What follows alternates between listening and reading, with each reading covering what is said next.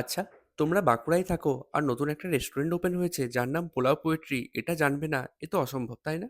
নিশ্চয়ই এখানে তোমরা এসেই থাকবে। আমরাও কিন্তু গতকাল রাত্রে এখানে খাবার খেয়ে গেলাম, একদম অসাধারণ। আমার মুখটা না নিলে হয়? নতুন রেস্টুরেন্টে যাওয়ার খুব ইচ্ছা করে।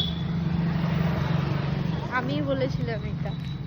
খাবার পাওয়ার চান্স কম, রিস্ক নিয়ে যাচ্ছি। সেই আগে তো আমি এটাকে ফার্নিচারের দোকান ভাবতাম, রাস্তার বাইরের থেকে দেখে ওরকমই মনে হতো। কিন্তু পরে যখন জানতে পারলাম যে এটা একটা রেস্টুরেন্ট আর পুরোটাই বাংলা সাহিত্যের উপর নির্মিত, তখন থেকেই আমরা সবাই ভাবছিলাম যে কবে আমরা এখানে আসবো। প্রথম দিন এখানে এসে আমাদের এতটাই ভালো লাগলো যে আমাদের আবারও কিন্তু এখানে আসতে ইচ্ছে হচ্ছে। এই লোকেশনটা কিন্তু বাঁকুড়া জুনবেদিয়া বাইপাস থেকে একদম পুরো পাঁচবাগা যাওয়ার পথে রাস্তার বাঁ দিকে পড়বে। আমরা এখানে অর্ডার করেছিলাম সবচেয়ে ফার্স্টে পনির পকোড়া।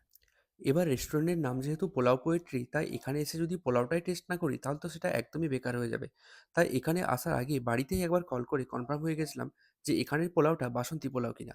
কারণ লম্বা লম্বা চালের ফ্রাইড রাইসের মতো পোলাও খেতে আমাদের মোটেও ভালো লাগে না। তো ওরা বললো হ্যাঁ, বাসন্তী পোলাও এখানে পাওয়া যাবে। আর এই পোলাওয়ের প্লেটটার দাম ছিল মাত্র 150 টাকা, যেটা আমরা দুজনেও খেয়ে শেষ করতে পারিনি। পোলাওয়ের সাথে কম্বোতে আমাদের ছিল গোলবাড়ি মটন কষা। খাবার কেমন ছিল? কত দেওয়া যায় 10-এ? নয়। 9। আমারও মোটামুটি 9 দেওয়াই যায়, সবই ঠিকঠাক ছিল। মটন কষা আমরা বহুদিন বাদে রেস্টুরেন্টে এটা গোলবাড়ির মতো। গোলবাড়ির মটন কষা, কালো কালার, গেবি গেবি, মুখটা ছেড়ে গেলো পুরো। খেয়ে দিয়ে আমাদের পেট পুরো ফুল হয়ে গেল, একদম পাত পেটে খেলাম। অ্যাকচুয়ালি আমাদের একটা নিমন্ত্রণ ছিল মালিয়াড়াতে, ওটা আমরা মিস করে দিয়েছি তাড়াতাড়ি রেডি না হতে পারার জন্য। আমরা শোধ তুলে নিয়েছি। সেই জন্য আমরা এখানে এসে শোধ তুলে নিয়েছি, মন ভরে জুত করে একদম ধেঁসাড়ে খাইনি। তোমরা কিন্তু ধেঁসাড়া যদি খেতে চাও এখানে কিন্তু অবশ্যই চলে আসবে পোলাও পোয়েট্রিতে।